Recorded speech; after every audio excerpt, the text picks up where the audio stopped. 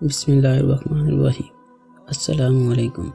جیسے کہ میں پہلے بھی اپنی ویڈیو میں اس بارے میں بات کر چکا ہوں کہ آج کے مسلمانوں کی ناکامی اور ذلت کی بہت بڑی وجہ ہے کہ ان کے پاس علم کی بہت زیادہ کمی ہے۔ انہوں نے اللہ تعالیٰ کی ذات کو نہیں پہچانا، اللہ تعالیٰ کی ذات کے بارے میں جاننے کی کوشش نہیں کی۔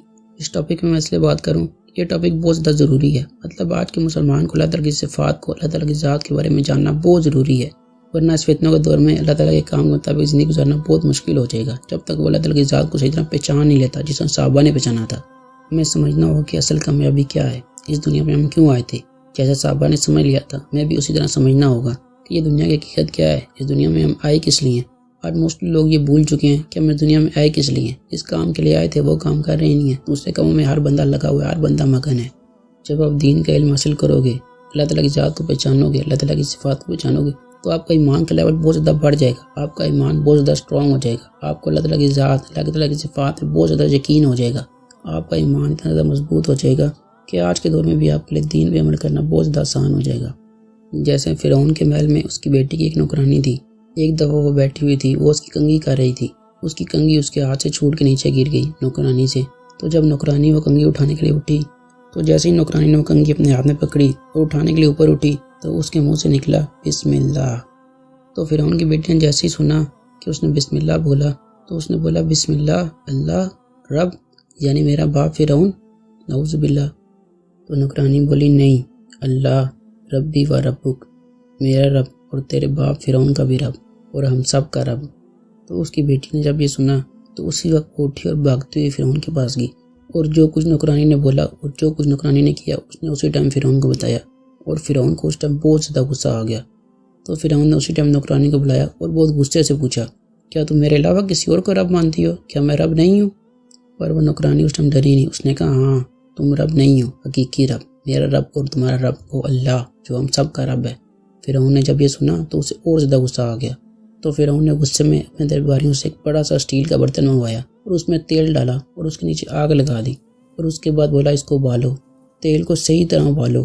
جب تیل صحیح طرح ابل گیا تو فرعون نے وہ جو نوکرانی تھی اس کی 5 بیٹیاں تھیں ان کو ہی بلا لیا، کہا ان کو لے آؤ۔ جب وہ نوکرانی کی 5 بیٹیاں آ گئی تو فرعون نے بولا اگر تم مجھے رب نہیں مانتی تو میں تمہاری 500 کی 500 بیٹیوں کو تمہارے سمیت اس ابلتے ہوئے تیل میں ڈال دوں گا۔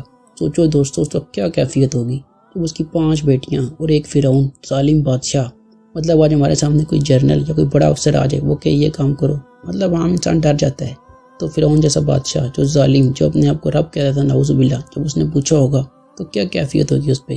اور وہ نوکرانی اس ٹائم ڈری نہیں، اس کو اللہ تعالیٰ کی ذات پہ یقین تھا، اس نے کہا نہیں وہی رب اللہ وہی حقیقی رب ہے۔ تو جب تیل ابل گیا تو اس ظالم فرعون نے اس کی پہلی بیٹی کو تیل میں ڈالا، مطلب ایک زندہ چھوٹی بچی کو اس نے تیل میں ڈال دیا۔ پھر اس کے بعد اس نے دوسری کو بھی تیل میں ڈالا، اس نے تیسری بیٹی کو بھی تیل میں ڈالا اور چوتھی بیٹی کو بھی تیل میں ڈال دیا۔ مطلب سوچو اس وقت اس ماں کی کیا کیفیت ہوگی کہ جس کی 4 بیٹیوں کو اس ظالم نے اس تیل میں ڈال دیا۔ اگر اس ٹائم وہ چاہتی تو فرعون کو رب بول کے اپنی بیٹیوں کو بچا سکتی تھی، پر نہیں، پر اس نے ایسا نہیں کیا۔ تو اس کی جو 5ویں بیٹی تھی وہ بہت چھوٹی تھی، وہ چل بھی نہیں سکتی تھی، وہ اس نے گود میں اٹھائی ہوئی تھی اور اس کے آنسو نکل رہے تھے۔ تو جب اس ماں کی آخری بیٹی کی باری آئی تو ایک دفعہ اس کا دل ہلا۔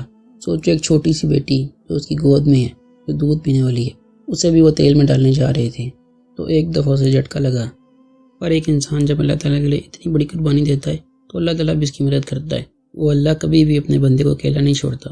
تو پھر وہ معجزہ ہوا جو انسان کی عقل سوچ نہیں سکتی تھی۔ وہ چھوٹی ننھی بچی جو اس نے ہاتھ میں اٹھائی ہوئی تھی، جب اس کی باری آئی، جب اسے وہ تیل میں ڈالنے لگے تو اس کی ماں رو رہی تھی۔ تو اس چھوٹی ننھی معصوم بچی کو اللہ تعالیٰ نے بولنے کی طاقت دے دی۔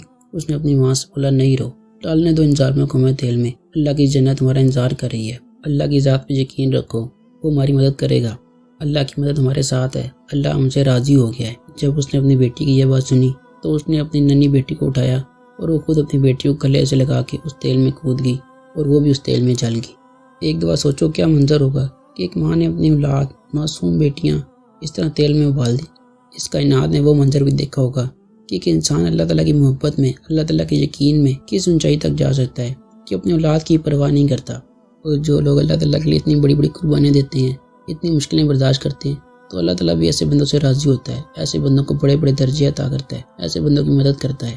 ایسے ہی بندوں کو آخرت میں کامیابی ملے گی، بڑے بڑے درجے ملیں گے، جنہوں نے صرف اللہ کی رضا کے لیے اتنی بڑی بڑی قربانیاں دی ہوں گی، اتنا ظلم برداشت کیا ہوگا۔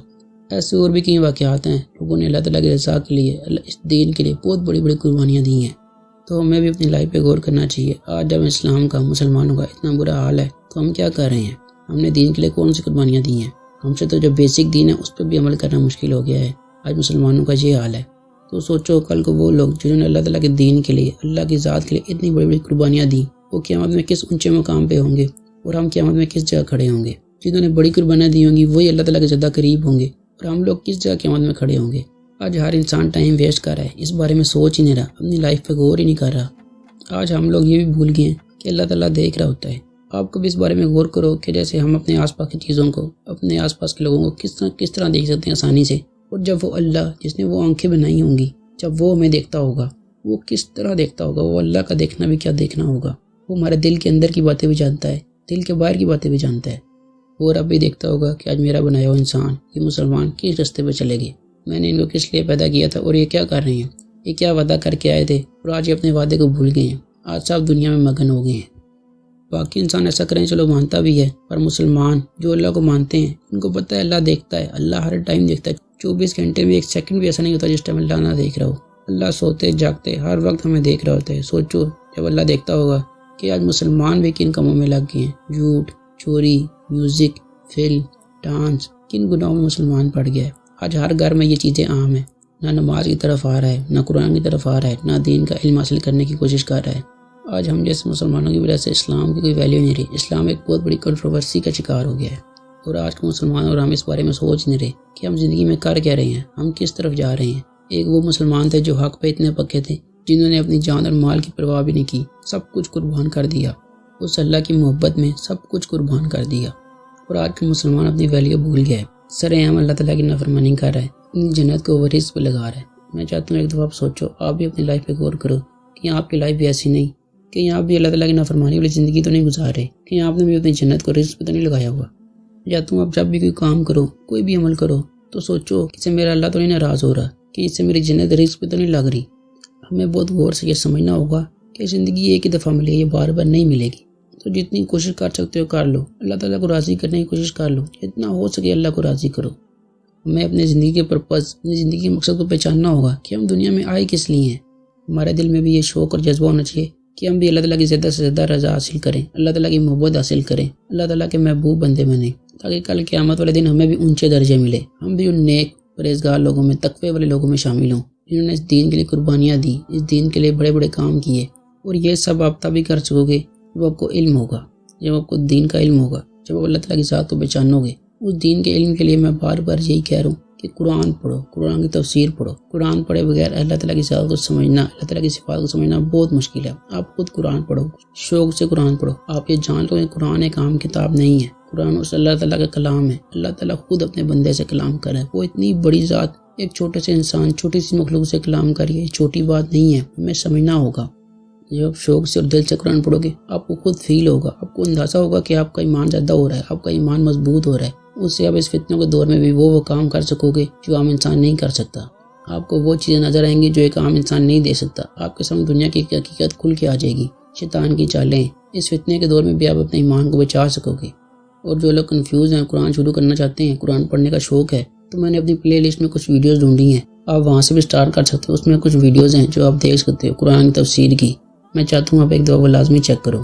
اور جو لوگ عربی میں قرآن سمجھ سکتے ہیں، کوشش کرو قرآن عربی میں سمجھو۔ جو بندہ قرآن عربی میں سمجھتا ہے نا، جس طرح قرآن عربی میں سمجھ آتا ہے اس طرح اردو میں نہیں سمجھ آ سکتا، تو وہ بھی ایک چھوٹا سا کورس ہے، وہ بھی میں نے اپنی پلے لسٹ میں ایڈ کیا ہوا ہے۔ اگر آپ وہ چیک کرنا چاہو تو وہ بھی چیک کر سکتے ہو، اس کا بھی آپ کو بہت بڑا بینیفٹ ہوگا۔ امید ہے کہ اس ویڈیو سے آپ کو فائدہ پہنچا ہوگا۔ جزاک اللہ، اللہ حافظ۔